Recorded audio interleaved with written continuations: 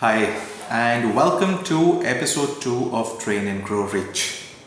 In the first episode, we spoke about what is the B2B segment, that is business to business, and in this episode, we are going to look at the B2C segment, that is business to consumer. I'm Elroy Gonsalves, and I look after operations for Learners Conclave, an organization that focuses on learning and earning for trainers. So coming back to our question, what is B2C? It's nothing but, in common parlance, something that we called open workshops. Right? What happens here is, unlike B2B, where the HR or the decision maker or the owner would decide for the participants that, okay, you are a trainer and these are the programs you need to conduct for my teams. In B2C, the buyer and the consumer of your product is generally one and the same. So if you would like to have a training program on time management, you would look for a faculty who would do a training on that particular topic. You would engage the trainer, you would pay for your seat and be part of it. One exception, of course, being when you are paying for your ward. In that case too, you are the decision maker and you are taking an immediate decision. So that's how B2C works as against B2B. Another important term that we need to consider out here, and that is target audience. Now, what exactly is target audience and why is it essential? The target audience is the particular set of people for whom you have designed a program. The challenges, the problems that you would like to solve of that particular category of people. Okay, so let me give you some examples of a target audience. Maybe entrepreneurs, women, working professionals, students, freshers, unemployed, people suffering from midlife crisis, want to change, children, teenagers, adolescents. So you can always have a set and even a subset. So while we say women is the target audience, you could have working women as a niche of yours. You could have housewives as a niche. You can have mothers. You can have women on sabbaticals.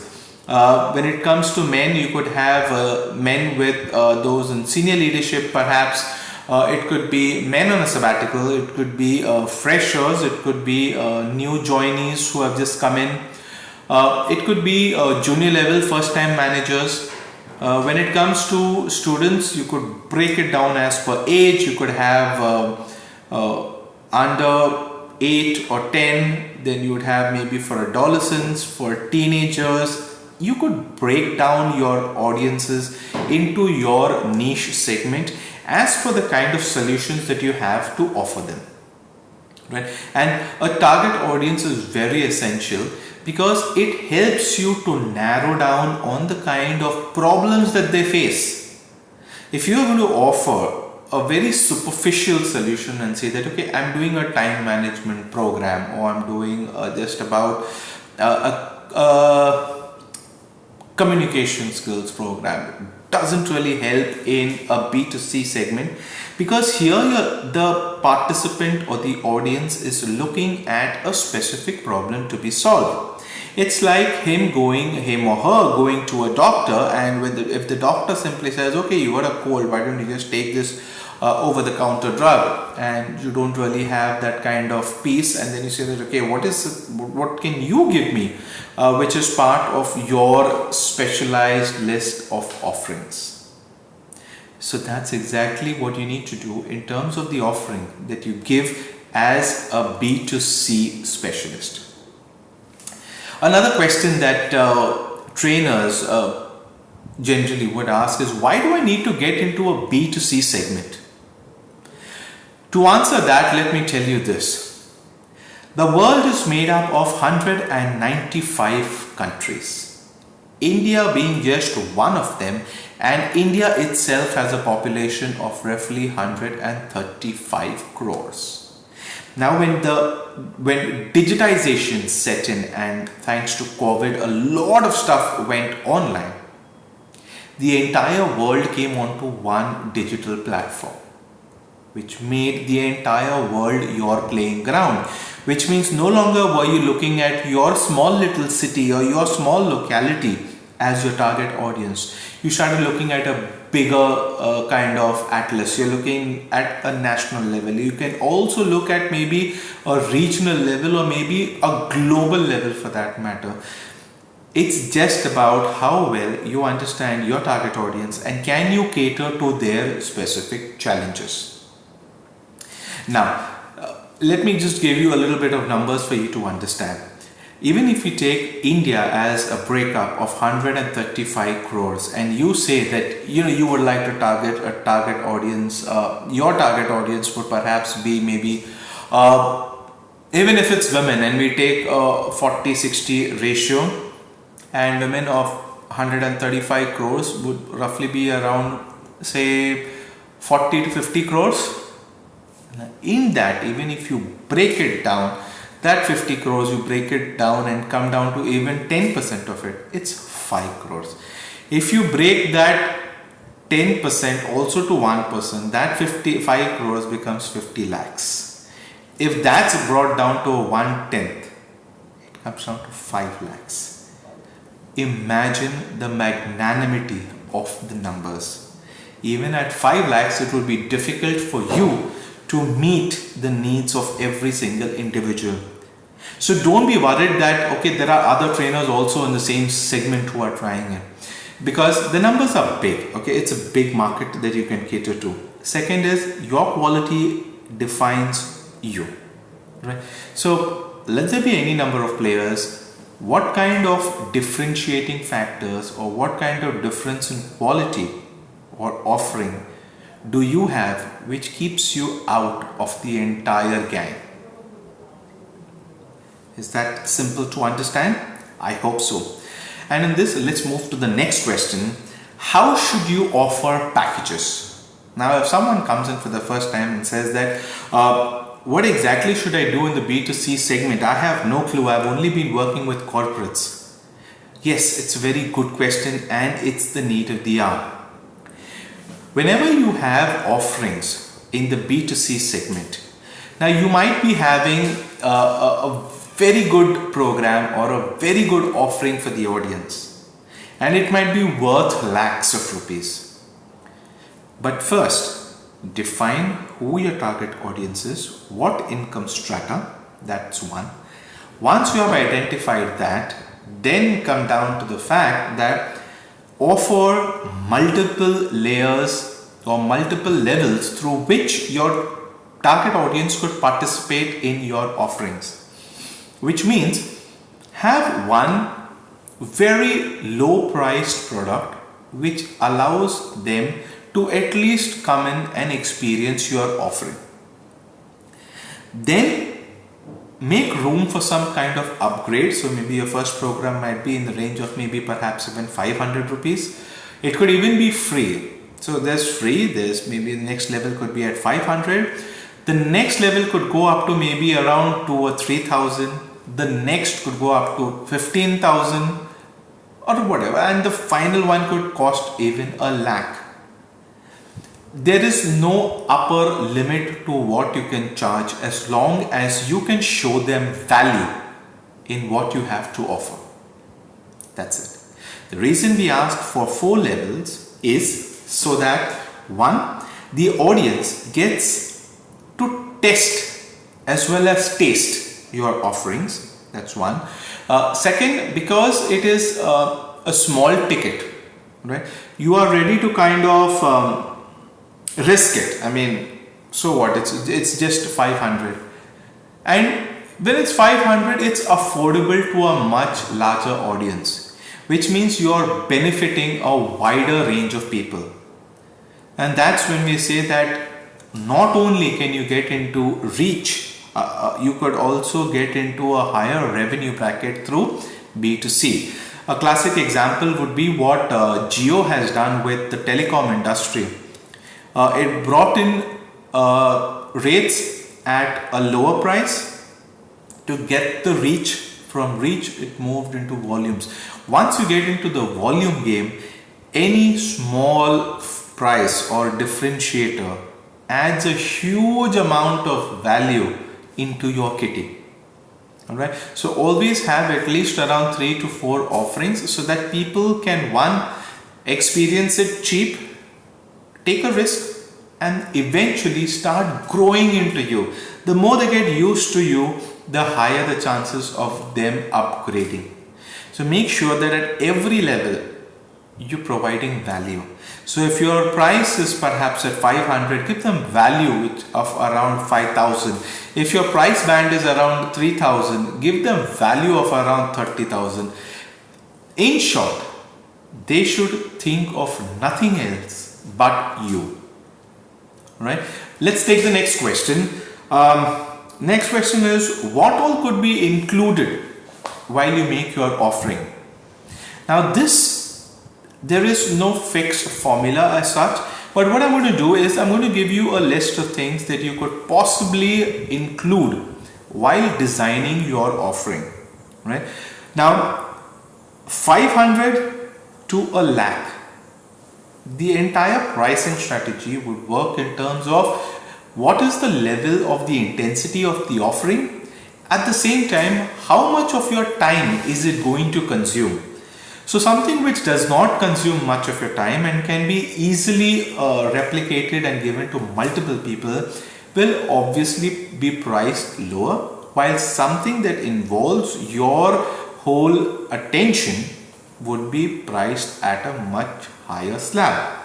That's simple. Alright, so here is a list of things that you could possibly add in your offerings to make it not only tempting but a complete value add for the buyer. So you could start off with a small little assessment, right? So that person understands, okay, when I start my journey, this is where I stand in that particular level, and from here I know exactly where I need to go, because this is the principle of any learning journey, isn't it? Wherein first you need to know that where do you stand, where do you want to go, and then you chart out how you're going to cover that journey. So you can start off with an assessment. You could offer them knowledge webinars. When I say knowledge webinars, it's not only about typical sessions where you can impart knowledge and give gyan, but it's also about what are those learnings that they can easily apply in their life. Another thing that you could add is hacks, tricks, techniques which will make their life easier, make their job so much better than what it was prior to them joining you. So whatever you do, it enhances their skills, it enhances their ability to perform that task. You could also have coaching and hand-holding of your target audience. So of course, the more time you spend in coaching and hand-holding, the higher the money. So that goes higher up on your bracket of pricing.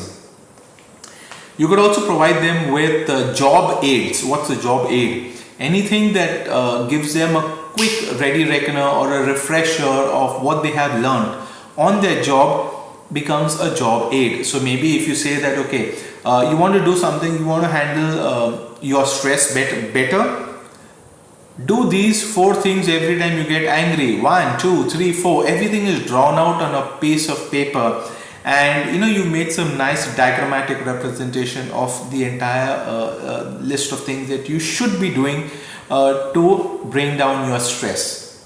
Now that's a job aid. While you are on the job, this will help you perform your task better. How to improve productivity? You could have a list of things to do, a list of things to avoid in order to ensure that you are more productive during your work days. So these are all examples of a job aid. You can give them access to your recorded videos.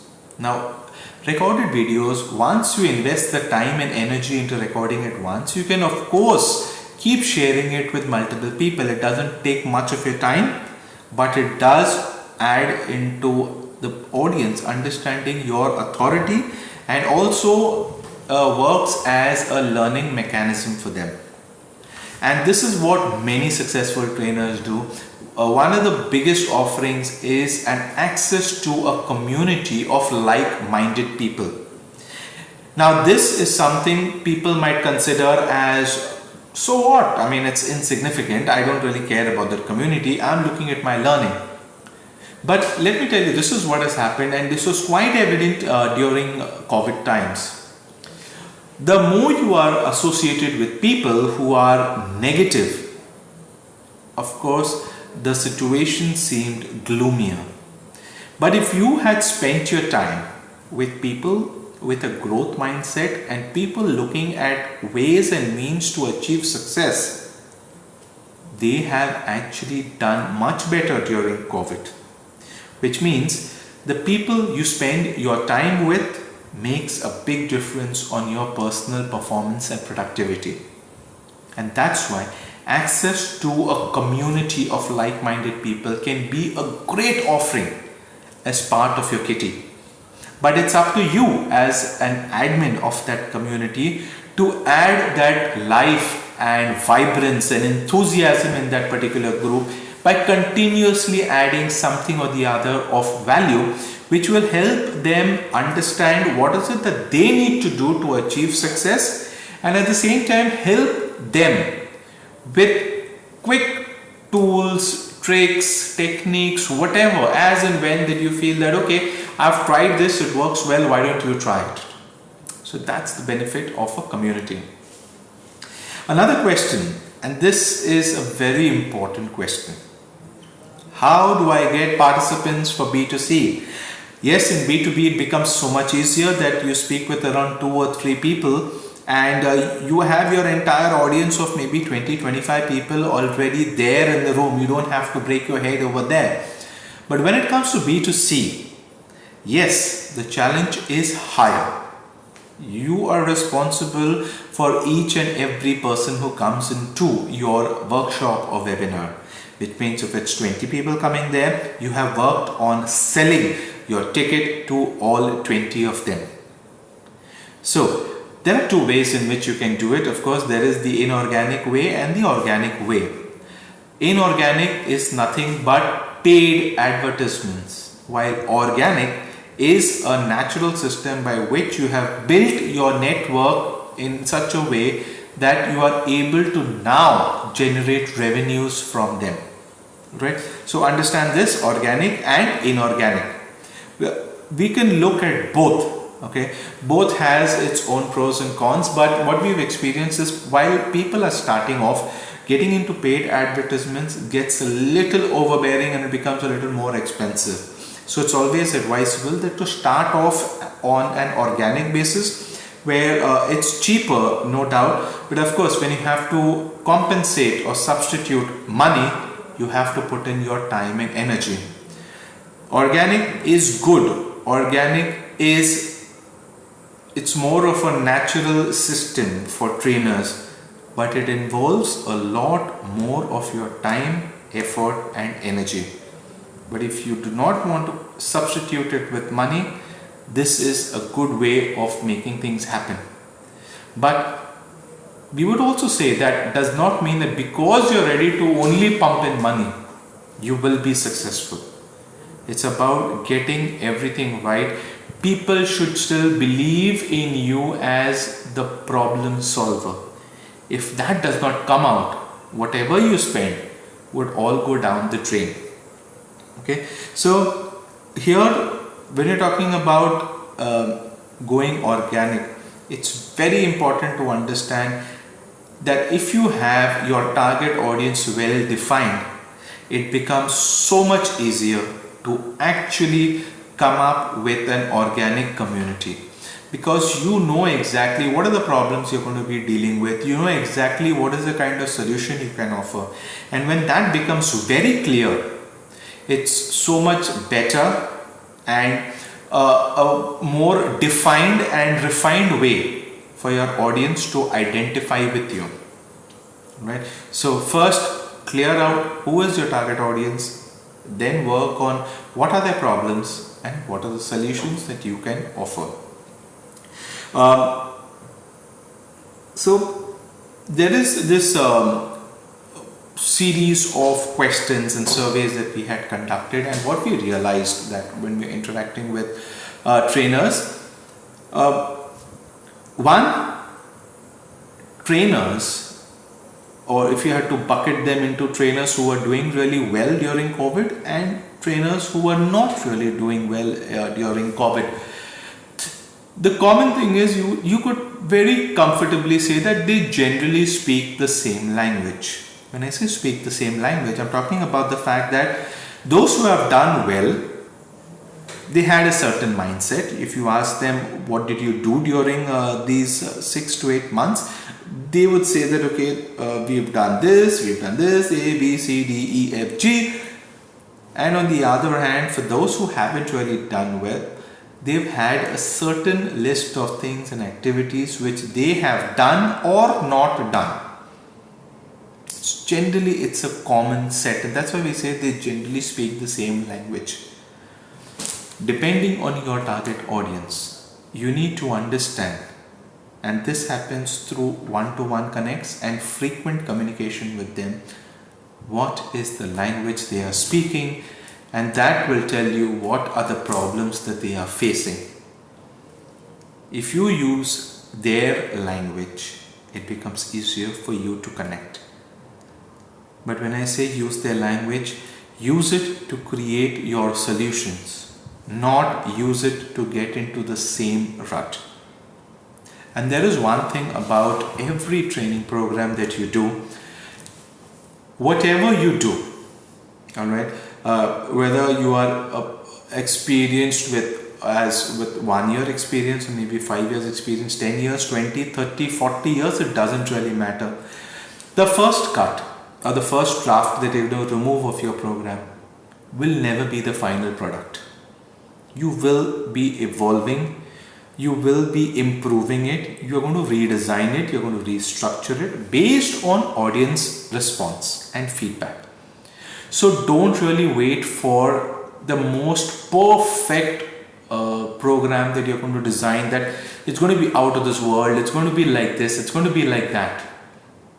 Even if you feel it's going to be out of this world right now, you will still come up with a program which is going to be so much better, which is so much in tune with your target audience, which is so much something that your audience wants. So the point here is start now. Start with whatever comes to your mind. Talk with your audience, talk with people in your field who are able to design programs, see their programs, see how it works. Design your program, let it be the first cut. It may be perfect, it may be imperfect. Be ready for change. It is going to evolve. Give it time. But make sure you at least launch your product at the earliest.